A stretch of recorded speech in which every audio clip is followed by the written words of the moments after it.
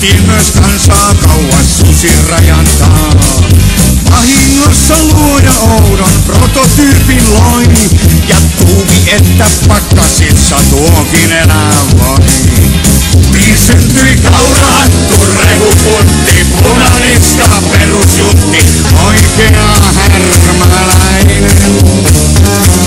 Kaurahattu, rehupuntti, punaniska perusjuntti, äijy ja itsepäinen. Outo kansa korvessansa rällästi ja joi, ja lämpimikseen muijansa turpiin mukiloi. Selvinpäin ei turhaa sanaa kuultu niillä main, ja juovuksissa kiroiltiin ja puukoteltiin vain. Niin syntyi kaurahattu, rehupuntti, punaniska perusjuntti, oikea härmäläinen. Kaurahattu, rehupuntti, punaniska perusjuntti, äijy ja itsepäinen. Altakulmain kyräilivät juntit toisiaan, ja meppi nousi joka niemeen sekä notkelmaan.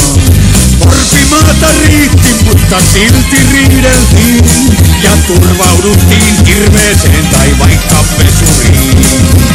Niin syntyi kaurahattu, rehupuntti, punaniska perusjuntti, oikea härmäläinen. Kaurahattu, rehupuntti, punaniska perusjuntti, äijy ja itsepäinen. Täällä on jo meitä yli 4 miljoonaa, vaan vieläkään ei löydy mistään kansaa vastaavaa. 2-3 puukotetaan joka perjantai, ja sitten vielä mukiloidaan muijat totta kai.